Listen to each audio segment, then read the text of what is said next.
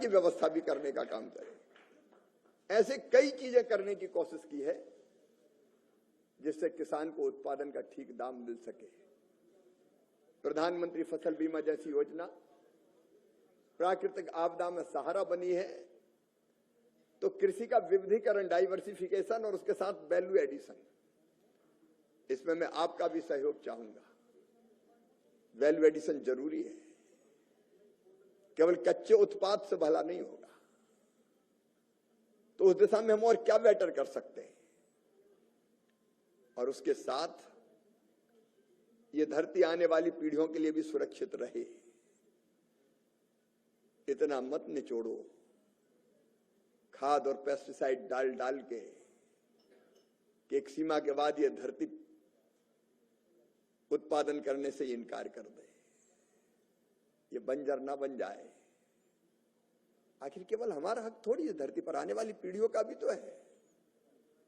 इसलिए जैविक खेती, प्राकृतिक खेती, या कम से कम खाद का, पेस्टिसाइड का संतुलित उपयोग, उस दिशा में विचार करना पड़ेगा। इन सब पक्षों पर काम हो रहा है, लेकिन आज मैं आपसे 3 बातें कहने आया हूं जो मुझे लगती है। एक,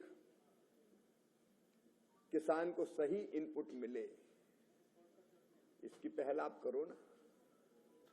घटिया पेस्टिसाइड, नकली खाद, अगर किसान से पूछो तो सबसे बड़ी समस्या है, और ये आपके लिए चुनौती है। क्या हम संकल्प ले सकते हैं कि किसानों को आदान ठीक मिले, गुणवत्तापूर्ण मिले, उसमें उद्योग जगत भी अपनी भूमिका का निर्वाह करेगा? मैं एक उदाहरण आपको देता हूं बायोस ट्यूबलैंड का। 30,000 बने चले आ रहे थे, अलग अलग ब्रांड, अलग अलग ब्रांड। मैंने कृषि मंत्री बनने के बाद पूछा कि इसका कोई प्रोटोकॉल, इससे उत्पादन बढ़ता है नहीं बढ़ता है, कुछ तो बताओ भाई। बोले अभी तो नहीं है, हमका ये चाहिए किसी भी हालत में। तो मुझे कहा कि नहीं, 1 साल की तो छूट देनी पड़ेगी, नहीं तो गड़बड़ हो जाएगी। तो मुझे भी लगा 1 साल की छूट दो। 1 साल की छूट हुई तो फिर 1 साल के लिए आ गए कि 1 साल और हम आपको नहीं देंगे। फिर हमने 3 महीने की दी, और उसके बाद ये तय किया कि अगर आपने कुछ बनाया है तो सिद्ध तो हो कि उससे उत्पादन बढ़ रहा है, और उसके लिए एग्रीकल्चर यूनिवर्सिटी या आईसीआर की किसी संस्थान, 3 जगह से अब टेस्ट करवाइए, रिपोर्ट दीजिए। बढ़े तो स्वागत है, खूब बेचिए, और नहीं बढ़े तो आप आश्चर्य करोगे, 30,000 में से 22,000 तो आई नहीं, मैदान छोड़ के भाग लिए। केवल 8,000 आए, और उनमें भी प्रक्रिया चल रही है कि कितना वास्तव में परिणाम देते हैं। ये तमाशा क्यों चलने देना चाहिए साहब? कुछ भी बेचोगे किसानों को। हमने निर्देशित किया इस बात के लिए भी कि टैगिंग नहीं चलेगी। दिलीप भाई भी बैठे हैं, दुकान पे खरीदने जाओ तो डीएपी के साथ ये बोतल तो ले ही जाओ, लेना पड़ेगा। ये क्यों चलना चाहिए?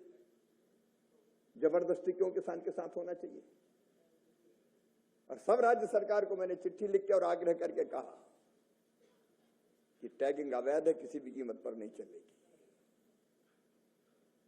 हम गुणवत्तापूर्ण आदान तो किसान को दें, 3 गुना कहां से बढ़ेगा? घटिया दे दोगे तो बढ़ेगा कैसे? और इसलिए हम 2 एक्ट में परिवर्तन करने वाले हैं, सीड एक्ट और पेस्टिसाइड मैनेजमेंट एक्ट। आपके कुछ सुझाव हो तो वो भी आमंत्रित है, क्योंकि कोई गड़बड़ करे तो फिर उसको छोड़ना नहीं चाहिए किसी भी कीमत। वो पूरे समुदाय को बदनाम करने का काम करता है। दूसरी चीज आप और विचार करें, जो सबसे बड़ी समस्या किसान दूसरी बताते हैं कि हमारे खेत पे बहुत सस्ता बिकता है। और जब वो उपभोक्ता के पास जाता तो बहुत महंगा जाता है। अंतर होना चाहिए, क्योंकि बीच में जो मिडिल मैन है वो अपना प्रॉफिट कमाएगा, दो मत नहीं है इसमें, लेकिन आखिर कितना प्रॉफिट।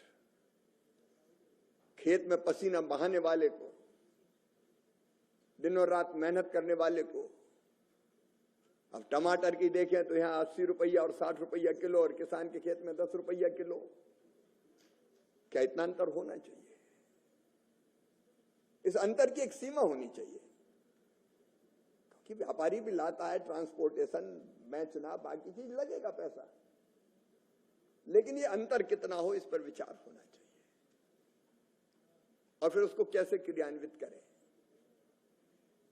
कई बार किसान के साथ न्याय नहीं होता भाई, और जो शहरों में रहने वाले लोग हैं, जरा किसी चीज की कीमत बढ़ जाए तो प्याज ने आंसू निकाले, टमाटर लाल हुआ, और जब 50 पैसा किलो बिकता है, 2 रुपया किलो, 1 रुपया किलो बिकता है टमाटर, तब अगर थोड़े बहुत टाइम किसान को दाम मिल जाए तो फिर इतनी मारामारी क्यों? तो हमको किसान के बारे में भी सोचना चाहिए। एक उपभोक्ता को मिलने वाली कीमत और किसान के को मिलने वाली कीमत में कुछ तो पैरिटी होनी चाहिए, बीच का लाभ कमाते हुए। मैं लाभ से इनकार नहीं करता, उस पर भी सोचे और विचार करें।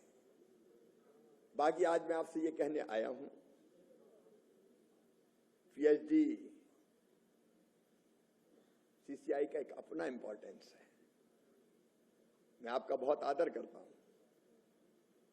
तो मैं तो इसलिए आया हूं कि हम एक चिंतन बैठक कर रहे हैं अभी एग्रीकल्चर के सभी पक्षों पर 22-23 दिसंबर को, क्योंकि मैं कृषि मंत्रालय को कृषि भवन से बाहर निकाल के किसान के खेतों तक ले जाना चाहता हूं, और इसके लिए व्यापक विचार विमर्श की एक प्रक्रिया में प्रारंभ कर रहा हूं, ताकि विशेषज्ञ, वैज्ञानिक, स्टार्टअप्स वाले, उद्योग जगत से जुड़े लोग, अगर वैल्यू एडिशन करना है तो आपकी जरूरत है, बिना उद्योग के काम नहीं चलेगा। आप सबके ढंग से हमको विचार मिले। मैंने पिछली बार भी ये निवेदन किया था कि आप एक टीम बनाइए जिससे हम इंटरेक्ट करें। अभी मुझे आपने बताया कि बना दी है, तो आपका स्वागत है, आइए हम विचार विमर्श करें, सोचें, चिंतन करें, और उसमें से ऐसे कुछ मुद्दे निकलते हैं कि जिनको सरकार को अपनी पॉलिसीज में लानी चाहिए। हम कोशिश करेंगे उसकी। अगले 5 साल के लिए